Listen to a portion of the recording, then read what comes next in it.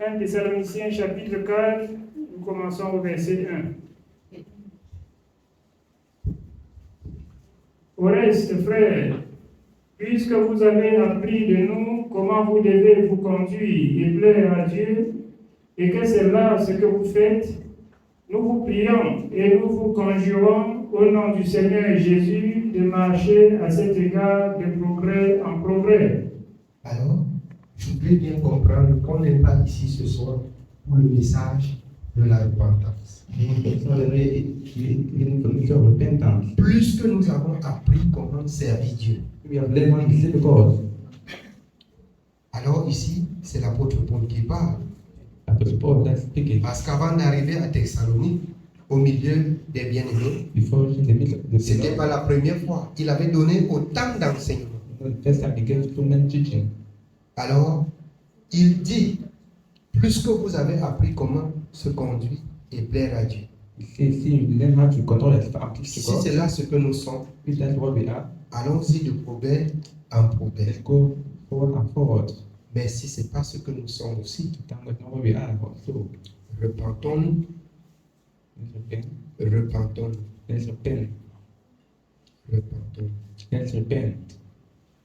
Dieu est saint. Dieu est saint. Je voudrais exhorter le peuple de Dieu à ne pas prendre la grâce de Dieu en vain. Moi personnellement, j'ai accepté rendre service à Dieu. Et comme je disais hier, nous avons quitté le monde plus pour être esclaves, mais pour être libres. Le Seigneur a dit, vous connaîtrez la vérité et la vérité vous affranchira. J'exhorte le peuple de Dieu. Si vous donnez le privilège à ce qui est du monde, plus que Dieu, vous ne verrez pas Dieu. Plusieurs des premiers seront les derniers. Je parle ainsi au peuple de Dieu qui sont ici. Voilà la bien-aimée qui a quitté depuis Badok. D'autres sont chez eux. Vous restez là. On ne sait même ce que vous faites. C'est vous qui deviez venir recevoir ceux qui viennent. Mais vous attendez que je fasse des répétitions sur ce que je vous dis tout le temps. D'autres, vous restez disant que vous avez accouché. Vous allez encore accoucher beaucoup. Vous allez encore beaucoup accoucher. Et je voudrais bénir le Seigneur parce que vous goûtez à la charge et au service de Dieu. Vous allez comprendre comment je travaille, comment je gère le peuple de Dieu, comment je fais pour lui, comment je fais devant Dieu pour maintenir la force de l'esprit, pour pouvoir porter le peuple de Dieu. Vous êtes à la maison, vous mangez, vous étendez les pieds, vous dormez. Même l'œuvre de Dieu venir dans la maison de Dieu, pour le faire, ça dépasse. Si vous avez appris à servir Dieu, si vous connaissez servir Dieu, alors servons-le selon sa parole. Si quelque chose nous manque, rabaissons-nous aussi pour apprendre. Je voudrais croire que l'année prochaine, on ne doit plus rappeler que les uns ou les autres doivent arriver. Je ne m'adresse pas à ceux qui travaillent. Ceux qui travaillent sur quelque charge, nous travaillons pour arriver à être libres. Moi-même, je vais travailler pour arriver à être libre. Pour que ce temps, je ne sois plus prise. Pour que je sois là, même matin, même midi, même soir, pour recevoir ceux qui me cherchent. Et déjà, je le fais juste ici parce que même au marché, je reçois. Je reçois. Au marché, même, je parle de Dieu, j'exhorte. Même étant seul, les moindres occasions que Dieu me donne, je descends comme ça. Là. Ceux qui sont à la véranda, je me tiens, je parle de Dieu. Quelqu'un vient, je dis, donnez-moi une minute. J'entre, je sais, je sors et je parle de Dieu. Beaucoup de bonbons pasteurs vont vous dire qu'ils sont au service de l'Éternel. En plein temps, ils ne travaillent pas pour récolter ce que vous avez travaillé. Ce sont des menteurs. Ce sont des voleurs. Je n'ai pas lu un passage dans la parole de Dieu qu'il y a des serviteurs de plein temps.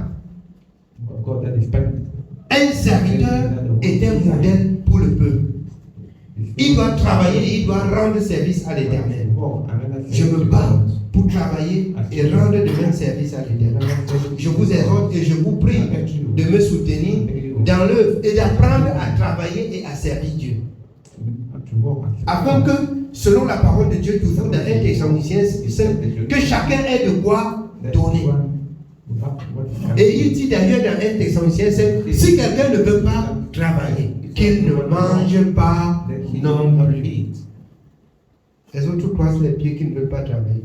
Dieu, aux âges passés, a parlé par des prophètes et en ce temps de la fin, il parle par le Fils. Le Fils qui a soutenu toutes choses par la parole. Le Fils qui a donné l'esprit de la parole aux serviteurs qu'il a choisis et qu'ils disent aujourd'hui que si quelqu'un ne veut pas travailler, étant eux-mêmes les modèles, l'apôtre Paul travaillait et il était au service de l'Éternel. Accomplissons aussi. Je voudrais que chacun relève ce défi. Je vous dis en toute vérité, si vous ne vous donnez pas à fond, vous ne recevrez aucun don de la part de Dieu. Pourquoi? Parce que vous êtes utile pour vous-même. Vous êtes utile pour vous-même. Il faut qu'on parle à la maison de Dieu le temps que le serviteur est là parce qu'il doit exhorter. Si vous incarnez un don, allez dans la maison de Dieu parce que vous allez exercer votre don même quand le serviteur n'est pas là. Même quand le serviteur est absent. Exercez, mettez en pratique ce que vous avez reçu de Dieu. Ce que vous avez reçu de Dieu, mettez en pratique. Nous avons appris à marcher avec Dieu. Si c'est là ce que nous sommes, allons-y de progrès en progrès. Allons-y de progrès en progrès. Oui, bien aimé, on continue. Nous continuons au verset 2. Vous savez en effet quels préceptes nous vous avons donnés de la part du Seigneur Jésus. Ce que Dieu veut, c'est notre sanctification. C'est que vous vous absteniez de l'impudicité. Ce que Dieu veut, c'est notre sanctification. La sanctification, c'est quoi? Ce que Dieu ne te reproche pas sur un point, selon la parole qu'il a donnée. Et comme on s'abstient des impuretés, les impudicités, ça ne doit pas régner au milieu du peuple de Dieu. En fait, dans un genre, toute iniquité est péché. Toute iniquité est péché. Si vous connaissez faire et vous ne le faites pas, vous péchez de même contre Dieu. Vous péchez contre Dieu. Donnez-vous vous-même à Dieu. Les femmes qui sont mariées et que les maris ne sont pas à l'église, je peux encore comprendre qu'ils peuvent venir et repartir. Pourquoi? Parce que les deux parties n'ont pas cru. Il faut qu'ils rendent le ministère et qui aussi tient le foyer en attendant que le Seigneur touche aussi le cœur de ceux qui n'ont pas cru pour qu'ils entrent dans la maison de Dieu. Mais vous qui êtes à la maison de Dieu, avec vos maris, avec vos femmes, vous attendez le dernier jour pour que tout le monde vienne et on vient. Tout le monde doit être là. On vient.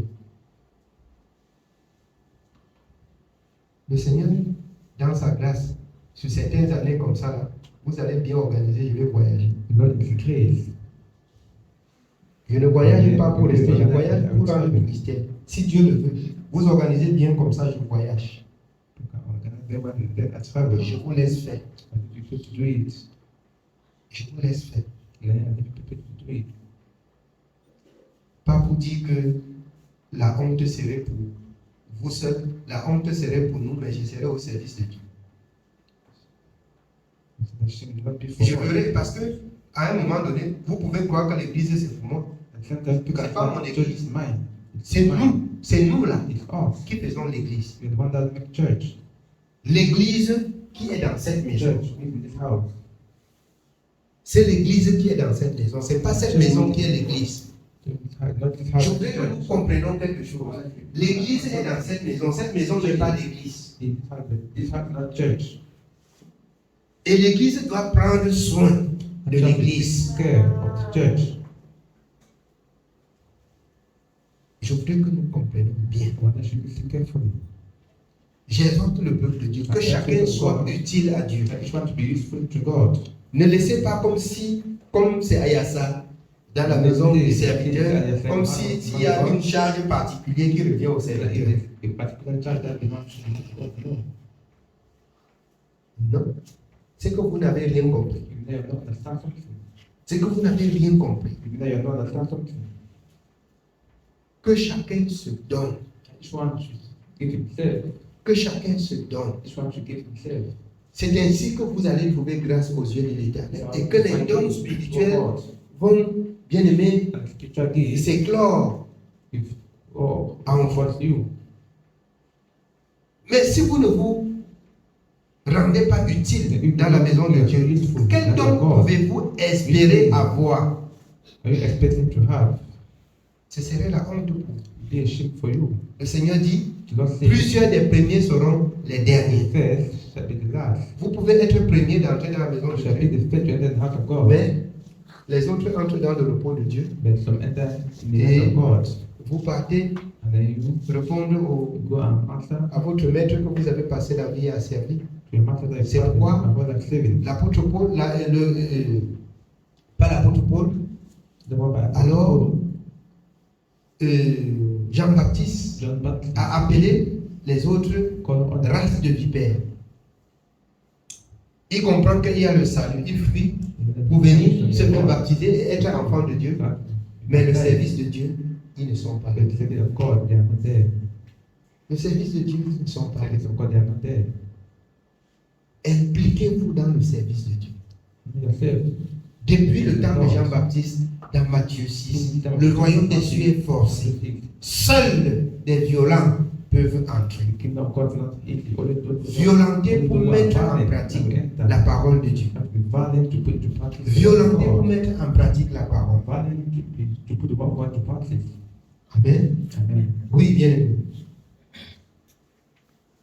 Nous continuons au verset 4. C'est que chacun de vous sache posséder son corps dans la sainteté et l'honnêteté, sans vous livrer à une convoitise passionnée, comme font les païens qui ne connaissent pas Dieu. Alors, vous connaissez Dieu. Vous ne deviez pas avoir la conduite des païens qui ne connaissent pas Dieu. Vous avez bien appris à servir Dieu. Vous avez bien appris à servir Dieu. Je disais hier tantôt dans l'exhortation qu'il faut que, selon la parole de Dieu dans 2 Corinthiens 13, que celui qui a fait une semaine à l'église, il examine sa vie pour voir s'il a une semaine, quelque chose a changé sur lui. Que celui qui a fait un mois, il examine sa vie pour voir si quelque chose a changé dans sa vie pendant les 1 mois. Celui qui a fait 1 an, celui qui a fait 2 ans, celui qui a fait 10 ans, qu'il examine sa vie pour voir. Je vais vous dire comment examiner sa vie. Moi qui suis un ancien de près de 20 ans, quelqu'un qui est venu hier 1 an, je pose des actes qui lui scandalisent. C'est une honte. Ça veut dire que ma vie n'a pas encore changé. Ça veut dire que j'ai encore là cette honte dans mon vêtement. Ça veut dire que je ne me suis pas encore dépouillé. Tu es là, tu as fait 10 ans. Quelqu'un vient là. Il est scandalisé des actes que tu poses. Mais tu poses encore des actes scandaleux. Pour quelqu'un qui a à peine fait 1 an, quel enseignement tu lui donnes?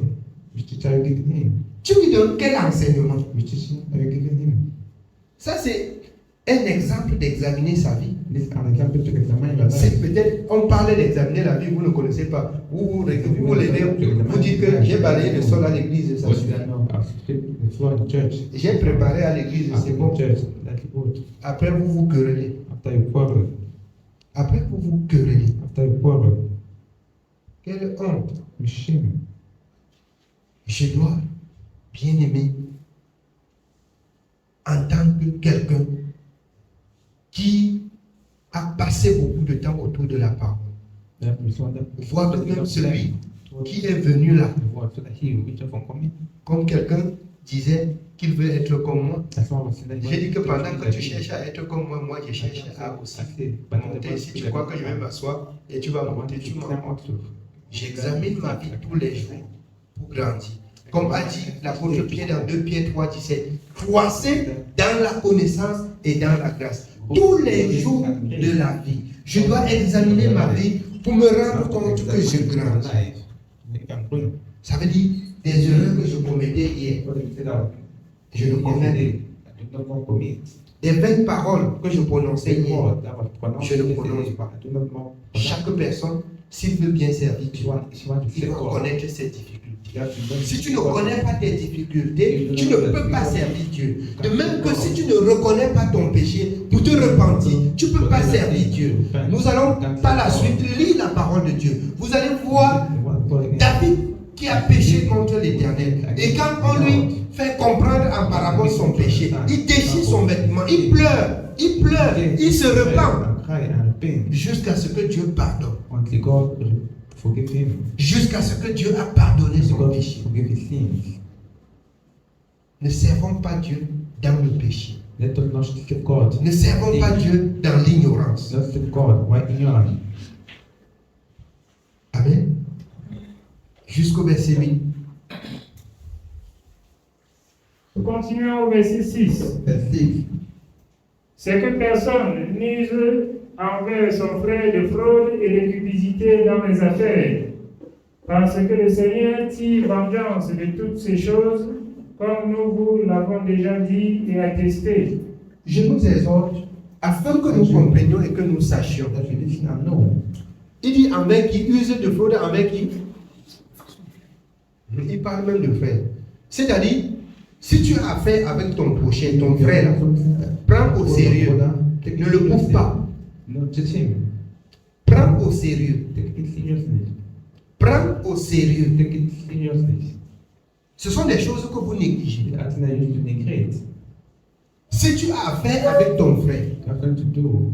parce que Dieu tire vengeance. So the mother. Si tu as affaire avec ton frère, si tu as des échanges à faire avec ton frère, prends au sérieux. Take it seriously.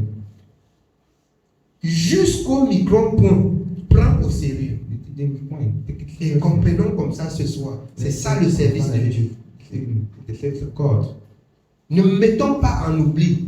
You should not forget. Je refuse cet esprit d'oubli. The spirit of forgetting. Je refuse cet esprit d'oubli. The spirit of forgetting. Parce que quand vous confessez qu'on peut oublier, We confess that vous appelez en vous cet esprit d'oubli qui s'assoit. Après, chaque jour, vous vous repentez de l'oubli. C'est un esprit qui va vous conduire en enfer. It's the spirit that will lead you to hell. C'est un esprit qui va vous conduire en enfer. It's the spirit that will lead you to hell. Je renonce à cet esprit And d'oubli. now, to this. Je ne dois pas vous oublier. Si j'ai affaire avec mon prochain, je dois lui rendre selon la compassion. According to the conclusion. Selon la conclusion. According to the conclusion. Ça veut dire quoi? If you need more, Si tu fais même le commerce avec ton prochain, you are doing non, what you have. et que vous avez compris au pourcentage, I pay ne dis pas que c'est frère, tu bouffes, 1%. c'est 1%. You take it 1%. Ne dis pas que c'est frère, tu bouffes. No, if you take it 1%. Ne dis pas que c'est frère, tu simplifies. Ça reste un centime. La fidélité voudrait que, alors, tu lui présentes un centime.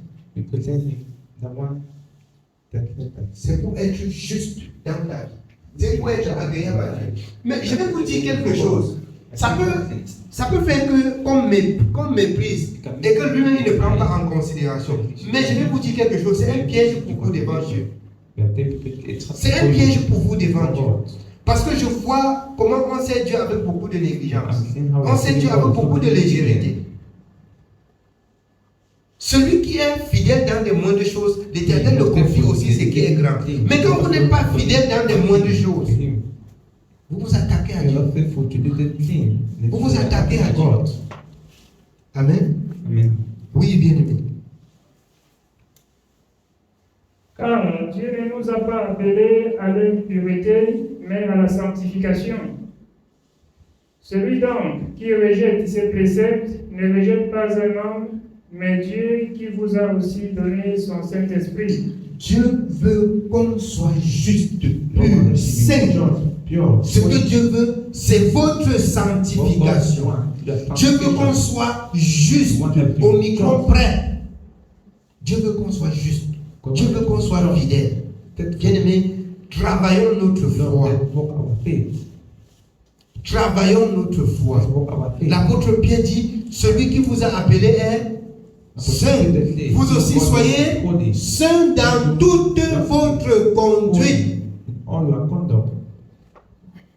Soyez saints dans toute votre conduite. La religion voit ça impossible. Comme quelqu'un me posait la question, les paroles que tu as, tu crois que quelqu'un peut encore mettre ça en pratique? Attends, si tout le monde ne met pas en pratique, moi je vais mettre en pratique. Quelqu'un me dit, tu crois que tu es saint? Je suis saint. Je travaille pour aller en enfer. Je sais Dieu pour aller en enfer. Je suis saint. Je sais une chose, que j'étais pécheur. Jésus-Christ a pardonné mes péchés. Et il m'a dit que je ne m'assois pas dans le péché. Il m'a dit que je ne pratique pas le péché. Mais que je vis la sainteté. Il y a des gens qui pêchent encore consciemment. Sous prétexte que Dieu est miséricordieux, il va pardonner. Si pardon, je ne sais pas. Si pardon, je ne sais pas. Si ne pardonne pas, je ne sais pas. Là, c'est entre toi et Dieu. Mais je vous dis, ce que Dieu a dit dans sa parole. Il dit qu'il est saint. Il a appelé un peu dans l'obscurité pour la lumière, pour la sainteté. Donc, l'apôtre Paul reprend ici que le peuple de Dieu doit être saint. Que le peuple de Dieu doit être saint. Il y a quelle parole? Dites-moi un peu. Quelle parole qui est tellement difficile dans le livre de l'Éternel qu'on ne peut pas mettre en pratique? Je veux que quelqu'un me lise le passage là. Je vais mettre en pratique, il va voir. Je veux que quelqu'un me lise cela, je mets en pratique. Je veux que quelqu'un lise. J'ai besoin qu'on me reproche. C'est pour cela que je vous exhorte de lire. Vous-même, vous me reprochez avec la parole. On vous reproche même dans la parole, vous portez les masques sur votre face. Ça devient le quinquelba. Vous froissez la face dans la parole pour le parole dirait c'est un homme. Je nous ai dit, nous allons prendre 2 Samuel 12. À partir du premier verset.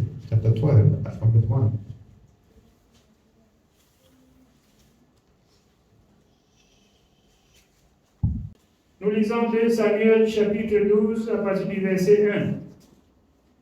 L'Éternel envoya Nathan vers David, et Nathan vint à lui et lui dit, il y avait dans une ville 2 hommes, l'un riche et l'autre pauvre. Le riche avait des brebis et des bœufs en très grand nombre. Le pauvre n'avait rien du tout, qu'une petite brebis qu'il avait achetée.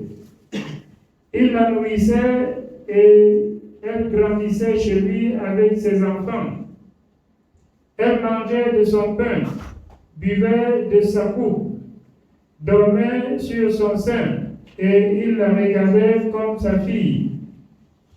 Un voyageur arriva chez l'homme riche, et le riche n'a pas voulu toucher à ses brebis ou à ses bœufs pour préparer un repas au voyageur qui était venu chez lui. Il a pris la brebis du pauvre et l'a apprêtée pour l'homme qui était venu chez lui. La colère de David s'enflamma violemment contre cet homme, et il dit à Nathan, « L'Éternel est vivant, l'homme qui a fait cela mérite la mort. » L'Éternel est vivant. God is alive. L'homme qui a fait cela mérite la mort. He would have done it. Il ne sait pas que l'homme riche l'a séduit. He didn't know that this man was Il he. ne connaît pas que l'homme riche l'a séduit. He didn't know that this man was he. Je voudrais qu'on comprenne One that you understand. quelque chose dans ce message. Commission in this message. David avait aussi tellement le zèle pour Dieu David was also having the seed for God. qu'il entend l'injustice The injustice. et qu'il soit troublé, He was troubled. mais commettant aussi de He was l'injustice. making also injustice. Oui, Et il rendra 4 brebis pour avoir commis cette action et pour avoir été sans pitié. Et Nathan dit à David, « Tu es cet homme-là. » c'est toi l'homme-là. C'est toi cet homme-là. You are that man. Écoutons la réaction This is the reaction de David. of David. Oui, Ainsi parle l'Éternel, le Dieu d'Israël.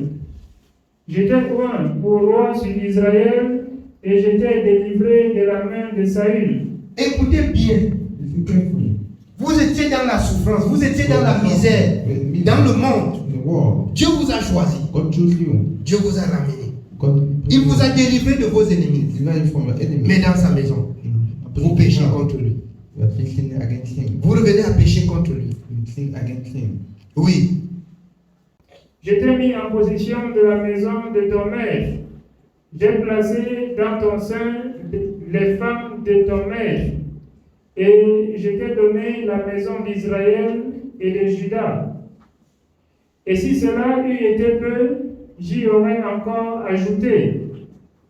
Pourquoi donc as-tu méprisé la parole de l'Éternel en faisant ce qui est mal à ses yeux? pourquoi as-tu méprisé la parole de l'Éternel? Why have you made mad the word of the C'est Lord? un mépris à la parole de l'Éternel. Pourquoi as-tu commis cela? Why have you committed this? Pourquoi as-tu commis cela? Why have you committed this?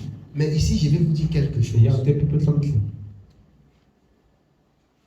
Alors, Dieu étant Dieu, God being God, il y avait pour le pardon des péchés, for the forgiveness of sins, des holocaustes et des offrandes adorées. offering. Là, c'était encore la loi. Vous pouvez comprendre pourquoi Dieu Dieu se fâche de David et il a agré. Parce que sciemment, il a laissé la parole. He left the world. Jésus a parlé pour mettre feu. Jesus put Je dis bien feu aux brebis qui the sheep pardonne that en offrant sa chair. Plus qu'il n'y a plus une autre chair à offrir à la mort, vous allez marcher comme ça. You have to walk straight. Vous allez marcher comme ça. You have to walk straight. Parce qu'il n'y a plus d'autres sacrifices. I don't sacrifice anymore. Ceux qui croient entrent dans le Those sacrifice. who believe in Ceux qui croient, sacrifice, tout ce qu'ils ont commis or what they've committed, entre là-bas. also enter there. Si tu le prends, je ne sais pas si Jésus va encore mourir pour toi et ressusciter comme l'apôtre Paul a dit dans Romains 6. Je ne sais pas si ce serait possible ou pas possible. Whether it be possible or not, Je ne sais pas. I don't know. Oui, bien aimé. Nous sommes au verset 9. Verse 9. Pourquoi donc as-tu méprisé la parole de l'Éternel en faisant ce qui est mal à ses yeux? Tu as frappé de l'épée Uri, le Héthien, tu as pris sa femme pour en faire ta femme, et lui, tu l'as tué par l'épée des fils d'Ammon. Maintenant, l'épée ne s'éloignera jamais de ta maison, parce que tu m'as méprisé et parce que tu as pris la femme d'Uri, le Héthien, pour en faire ta femme. Dieu lui promet que l'épée lui-même ne va pas se détourner de sa maison. L'épée est pointée sur lui. Il fallait qu'il continue la rébellion seulement un peu, que Dieu le détruit aussi. Mais écoutez la suite. Oui. Ainsi parle l'Éternel. Voici, je vais faire sortir de ta maison le malheur contre toi, et je vais prendre sous tes yeux tes propres femmes pour les donner à un autre qui couchera avec elles à la vue de ce soleil.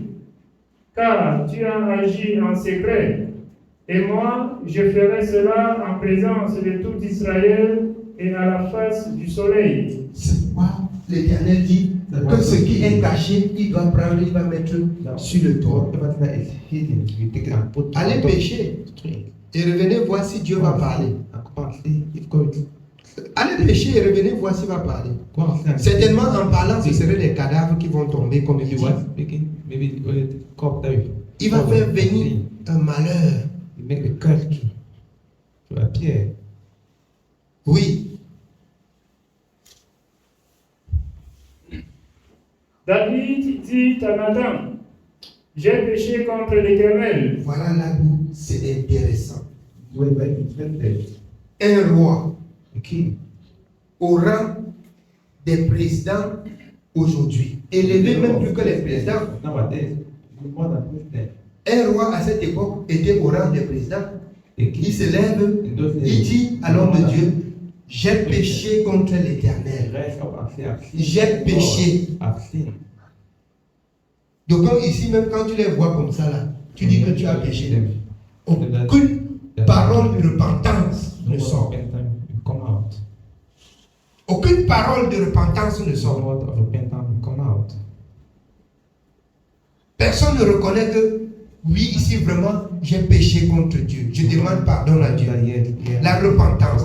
Vous servez Dieu sans connaître comment il faut se repentir et être agréable à Dieu. Vous ne verrez pas Dieu. Et vous ne pourrez jamais être agréable à Dieu. Servir Dieu dans le péché. J'ai péché contre Dieu. Oui, bien aimé. David dit à Nathan, j'ai péché contre l'Éternel. Et Nathan dit à David, l'Éternel pardonne ton péché, tu ne mourras point. L'Éternel, comme tu te repens, qu'il pardonne ton péché, tu ne mourras point. Or, souvenez-vous, le Seigneur a dit que je retourne l'épée sur toi. Je retourne l'épée sur toi. J'ai péché. J'ai péché. Il y a un problème pour le peuple de Dieu. C'est qu'on ne reconnaît même pas, même quand on a péché. C'est qu'on ne se repent pas, même quand on a péché. C'est un problème. C'est un problème. Oui, bien aimé. Nous sommes au verset 14. Mais parce que tu as fait blasphémer les ennemis de l'Éternel en commettant cette action, le fils qui t'est né mourra. Parce que tu as fait blasphémer les ennemis de l'Éternel. Les ennemis, c'est-à-dire que ce n'était pas un peuple de Dieu. C'est pas ça. Tu vas, toi, dans le monde, tu blasphèmes les ennemis de l'Éternel, les ennemis de la justice. Tu as blasphémé. Oui. Et Nathan s'en alla dans sa maison. L'Éternel frappa l'enfant que la femme d'Uri avait enfanté à David, et il fut dangereusement malade. David pria Dieu pour l'enfant et jeûna. Et quand il rentra, il passa la nuit couché par terre. Les anciens de sa maison insistèrent auprès de lui pour le faire lever des terres. Vous comprenez pourquoi il y a assez de meurtres. Des petits-enfants meurent. Les femmes sont même dans les foyers, ils disent que c'est l'enfant, c'est ton enfant, alors que ce n'est pas ton enfant. Vous comprenez pourquoi autant de malédictions peuvent frapper. C'est ton enfant, alors que ce n'est pas ton enfant. Qu'est-ce que vous pouvez bien attendre? La paix, la vie, le repos? Non, mais les paix, la mort. Dieu est juste.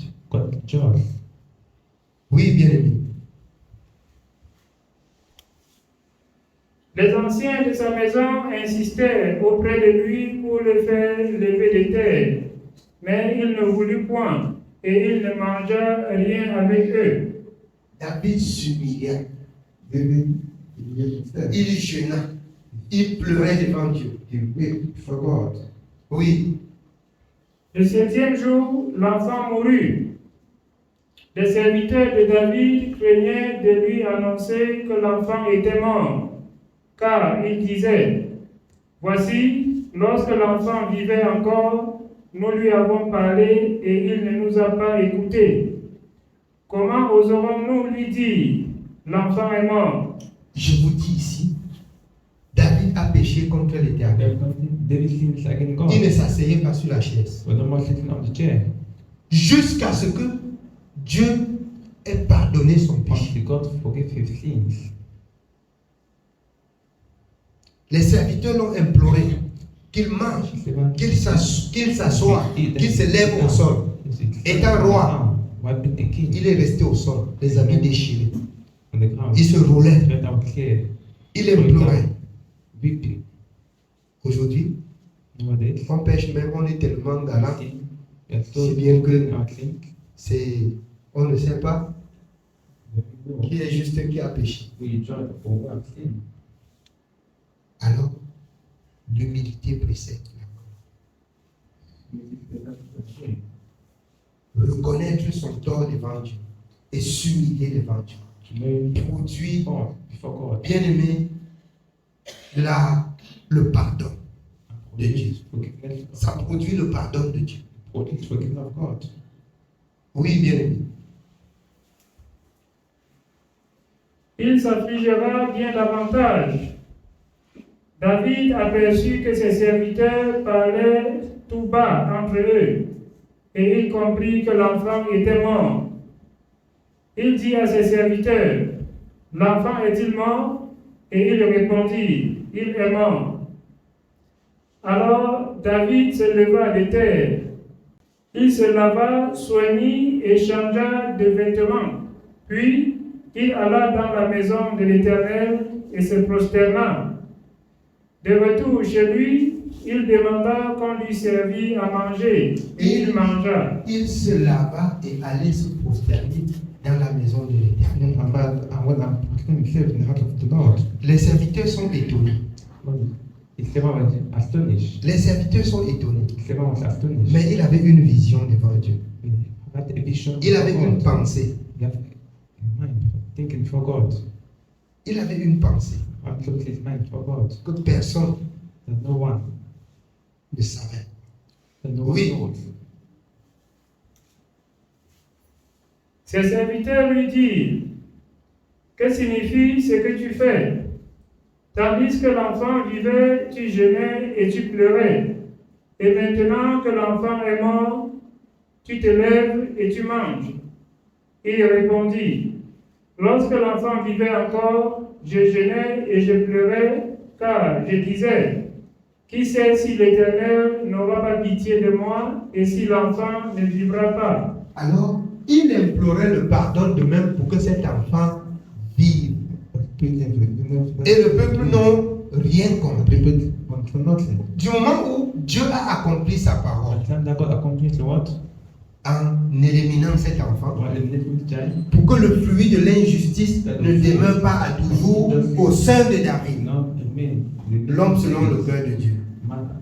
Quand c'est fini, il a dit, bon, ça va. Oui, bien. Maintenant qu'il est mort, pourquoi générais-je? Puis-je le faire revenir? J'irai vers lui, mais il ne reviendra pas vers moi. Jamais. Oui. Ceux qui sont vivants suivront les morts, mais les morts ne peuvent pas revenir vers ceux qui vivent. Les morts ne peuvent pas venir vers ceux qui vivent. C'est la vérité. Amen. Amen. Oui. David consola Bathsheba, sa femme, et il alla auprès d'elle et coucha avec elle. Elle enfanta un fils qu'il appela Salomon, et qui fut aimé de l'Éternel. Il le remit entre les mains de Nathan le prophète, et Nathan lui donna le nom de Jézidja, à cause de l'Éternel.